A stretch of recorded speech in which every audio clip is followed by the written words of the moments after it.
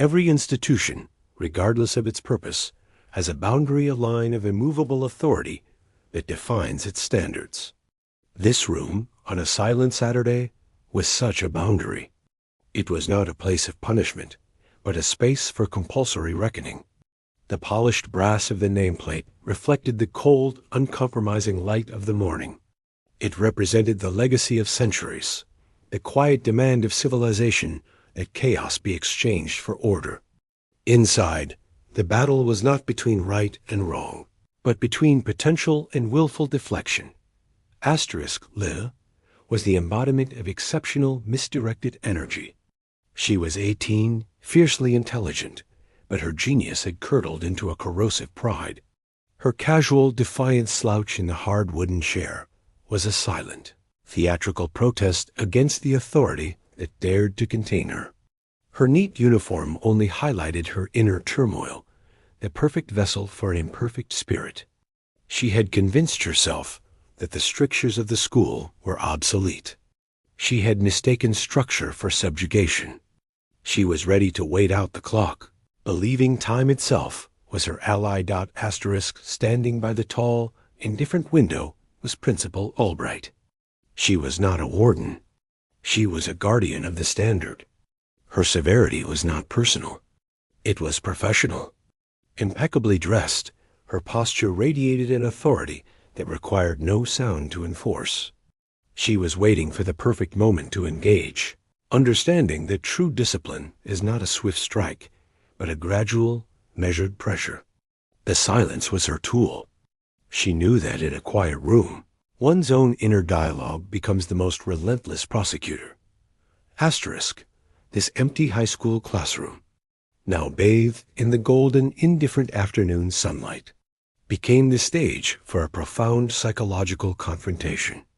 Long, dramatic shadows crisscrossed the worn floor, visually representing the moral ambiguities they were about to navigate.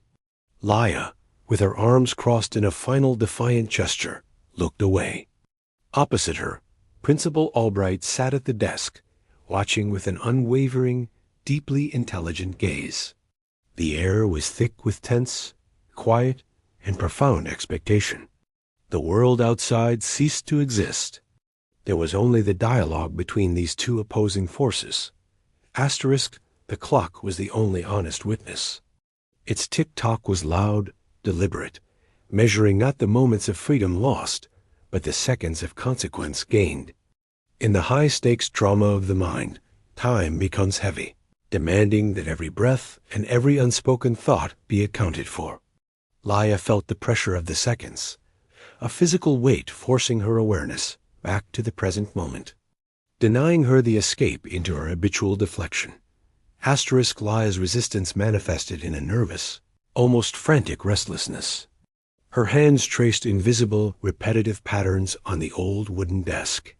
It was a physical attempt to outrun the confrontation, a shield against the vulnerability of self-reflection. Her defiance was not a sign of strength, but a complex, fragile mechanism of pride protecting hidden pain. She would not speak first. She would not yield the silence.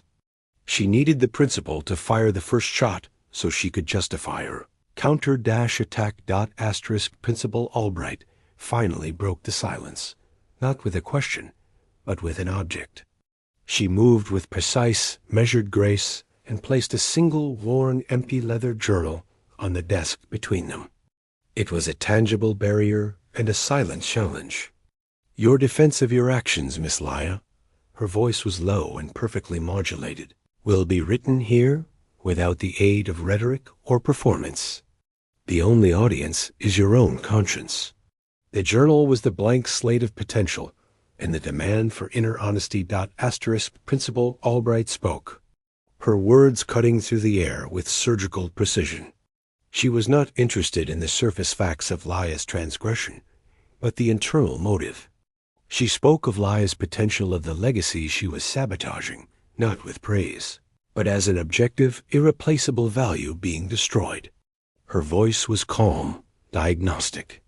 She was systematically dismantling Laia's walls of deflection, forcing her to look beyond the surface protest and into the fear that fueled her rebellion. Asterisk, the attack landed exactly where the resistance was strongest. Her pride. Lia's eyes flashed with anger, her body tensing like a coiled spring. She sat upright, ready to launch into a practiced, elegant argument of injustice and hypocrisy. She was an expert at intellectualizing her defiance.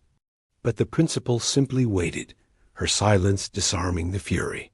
Lia's rhetoric had no power against the unflinching gaze of truth.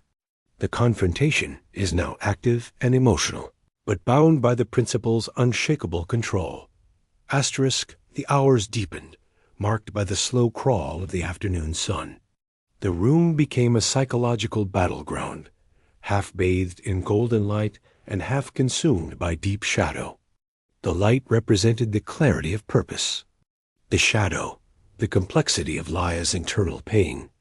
This was a battle fought with logic and deep-seated fear. The principal kept pushing, forcing Lia to define why she was wasting the extraordinary gift she possessed. "Your rebellion, Miss Lia," the voice continued, soft but unyielding, "is a luxury afforded by privilege, not a genuine pursuit of justice. What is the purpose of this anger? What is its end goal beyond mere resistance?" Asterisk, the principal's hand, steady and aged, rested near the journal. It was an anchor of authority in the turbulent waters of Lia's inner storm. The silence that followed the principal's question was profound, forcing Lia to confront the hollowness of her own argument. The hand was calm, patient, and unwavering, the physical manifestation of a standard that would not bend. Lia had always seen authority as a force to be battled. She was learning it could also be a force of stabilization. Asterisk, the act was momentous. Lia finally picked up the pencil, holding it tentatively over the empty pages of the journal. The lead of the pencil hovered, trembling slightly. This was the moment of decision, the hardest discipline. To be honest, not with an opponent, but with oneself. The fear she felt was not of the principal's judgment, but of the unvarnished truth that might emerge from her own pen. The act of self-reflection was the hardest discipline. Asterisk, from outside the classroom window, the two figures were distant, almost cinematic.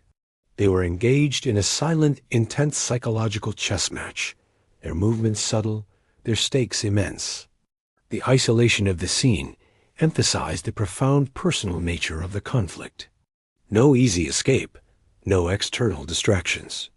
Only the raw, unfiltered confrontation between a powerful mentor and a brilliant lost student. The window was a barrier, but also a lens, forcing the viewer to observe the difficult process of internal reform. Asterisk, and then the walls began to crumble. Lia's face, once a mask of defiance, crumpled into an expression of deep, sudden pain and vulnerability.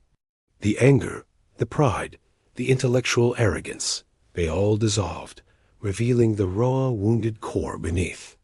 The tears, when they came, were silent, tracing paths through the dust of her shattered ego. This was not defeat. It was the start of genuine transformation. The emotional wall was breaking down, revealing the authentic self beneath. Asterisk, Principal Albright leaned slightly forward. Her gaze, which had been unyielding, now softened with a profound compassion. She maintained eye contact, not to dominate, but to guide Lia through the painful process of self-discovery. Her firmness had broken the shell. Her compassion would now allow the true self to emerge. This was mentorship in its purest form, a precise application of authority to transform, not destroy. She was guiding the breakdown, ensuring it led to breakthrough. Asterisk, with trembling hands, Lia began to write. The first line was shaky, a raw, emotional confession of hidden fear and overwhelming pressure, rather than the eloquent defense she had planned. The pencil scratched across the page, each word a painful step towards an honesty she had long denied herself. The journal became a sacred space for the physical act of confession and self-consequence being documented. It was the beginning of her true legacy. Asterisk, the writing became a torrent.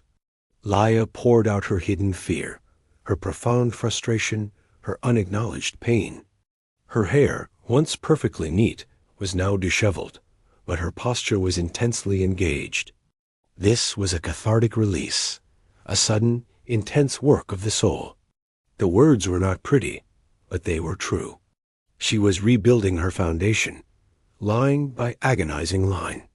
The journal became the witness to the painful, beautiful work of self-confrontation. The afternoon deepened into a quiet dusk.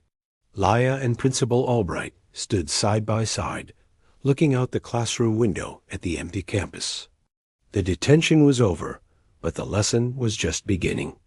They shared a moment of quiet, mutual understanding. The vast, empty space outside the window symbolized the future, a future Laia would now approach with a clarity of purpose. The principal had provided the framework. Laia had chosen to fill it. Principal Albright turned and placed a hand on Laia's shoulder. It was a brief, firm, and respectful gesture. Not a pat of forgiveness, but a confirmation of earned respect. The touch symbolized the transfer of trust, from mentor to student, from authority to self-discipline. Laia had met the standard. She had faced herself. She was no longer a defiant child, but a young woman ready to forge her own purpose. Laia walked out of the classroom, carrying the now-filled journal. Her posture was upright, serious, and filled with a new, quiet purpose. Her face showed transformation and resolve, not mere relief. She walked into the dimming light of the evening, not with a desire to escape, but with a profound sense of direction. The detention had not destroyed her. It had forged her future. She had learned that real discipline transforms. It doesn't destroy. The classroom stood empty once more. The journal, now full of Laia's honest reckoning, was left open on the desk, bathed in the last golden rays of sunset. The light symbolized hope, the enduring legacy of the confrontation, and the quiet power of a discipline that builds rather than breaks. The silent room held the echo of a life profoundly changed, a testament to the profound truth that authority, when wielded with integrity, is the mirror that forces us to see our own hidden potential.